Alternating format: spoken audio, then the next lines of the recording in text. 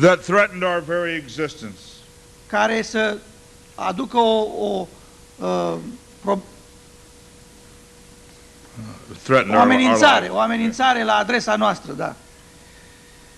It is then that all peoples of the world will plead with their world leaders. Atunci, în acea situație, toate popoarele lumii vor implora pe conducătorii lumii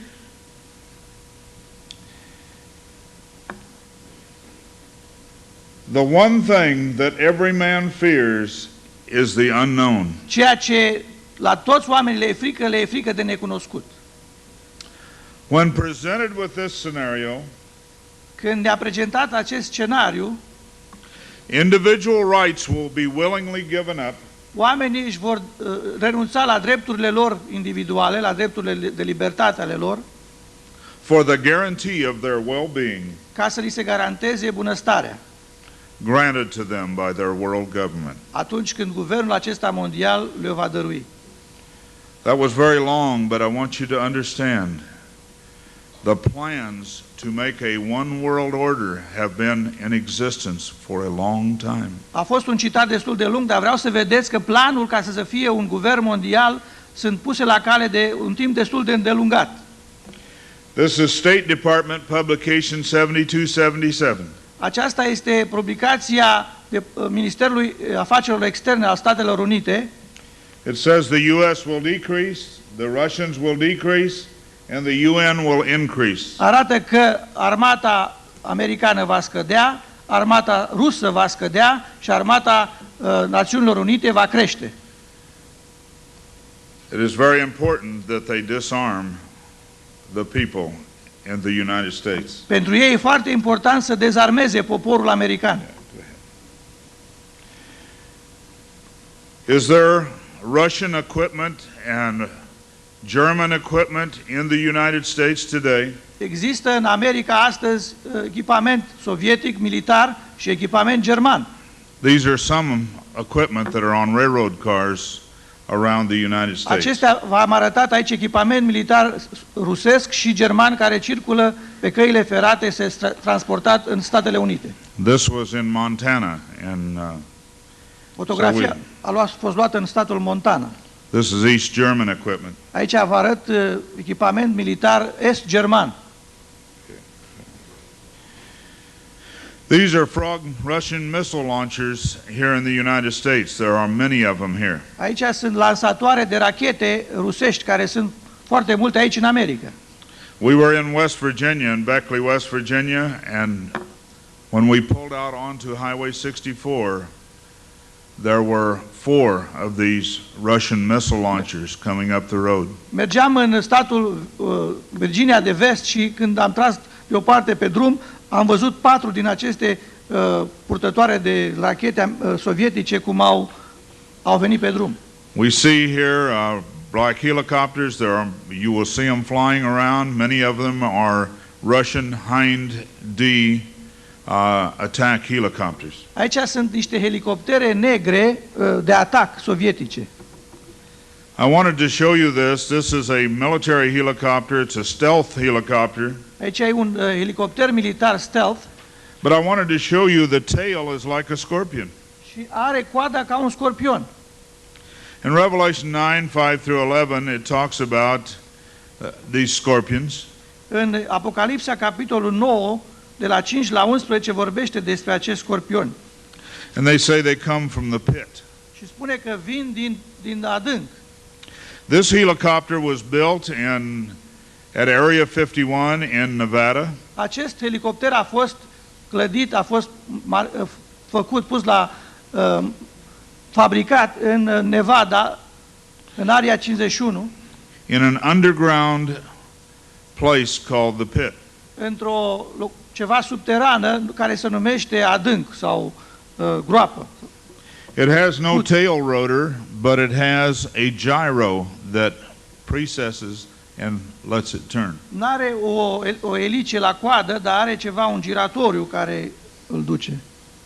I just wanted to show you that. Așa am vrut să vă arăt și lucrul acesta.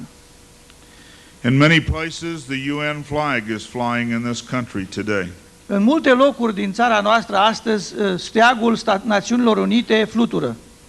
On the day we visited this place, the UN flag was not flying. The pole didn't have anything on it that day. În ziua când am fost noi, steagul Națiunilor Unite nu era acolo. But this was taken earlier. Dar înainte cineva a luat fotografia aceasta.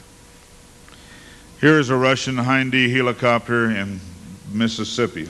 Aici vă arăt un elicopter sovietic rus care zboară în statul Mississippi. Here are UN tanks and UN locations around Salt Lake City. În jurul orașului Salt Lake City, aici vedem armament al Națiunilor Unite. These are Russian T-72 battle tanks.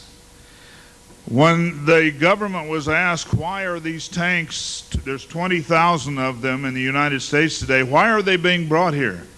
Aici vă arăt niște tancuri rusești T-27 și cineva a întrebat guvernul, de ce avem nevoie de atâtea mii de tancuri rusești la noi în țară? They said they are being brought here to be painted. Li s-a spus că trebuie să vină aici să le vopsească la noi. A 60-ton tank coming to be painted. Un tank de 60 de tone îl aduce aici numai să-l vopsească. You could take a bucket of paint to Russia and paint it there. Mai bine te duci cu găleata de vopsea acolo decât să aduci tancul de 60 de tone aici. Under the DoD budget, under the Department of Defense budget, în bugetul Ministerului Apărării al Americii, they have authorized incarceration centers. Au autorizat ca să existe centre de încarcerare, un fel de lagăre. You can get the 1991 budget. Dacă luați bugetul pe 1991 al Departamentului Apărării, and see this budget amendment that authorized these places. există un amendament care autorizează aceste locuri. These are the locations of the multi-jurisdictional task force people. These are Russians, some Germans, some French, and Americans located in military units Aici in the United States. sunt locuri în care, sub conducerea unui grup de comun, francez, german și mai multe, deci multinațional, în baze militare americane. Deci conducerea, vrea să spună, nu este a armatei americane, ci e forța aceasta comună.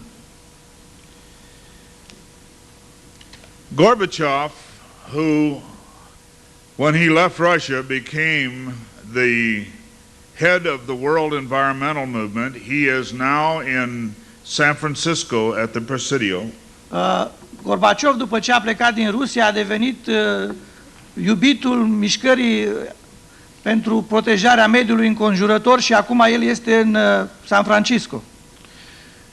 Is the head over these biospheres located around the United States. Și el este conducătorul acestor biosfere care sunt deasupra Statelor Unite. These areas belong to the United Nations now. Acum aceste locuri aparțin Națiunilor Unite. They are called international biospheres. Se numesc biosfere internaționale. And people are not allowed into them anymore. Și oamenii nu mai au voie să aibă acces acolo. And so some interesting things happening. Așa că lucruri foarte interesante se întâmplă. The United States has been divided up into 10 regions. America, Statele Unite, a fost împărțită în 10 regiuni. It's amazing that these regions are exactly fit the FEMA regions. Aceste regiuni se potrivesc foarte bine cu what's FEMA? Federal Emergency Manpower. Există organizația aceasta când de federală de urgență, că să intervină în probleme de urgență. And so the United States has been broken up into tens. We've gone metric. Vedem că și America a fost despărțită în 10 zone, deja suntem în sistemul metric. I'd like to have you turn with me to Revelation chapter 17. Vreau să deschideți Biblie la Apocalipsa, capitolul 17.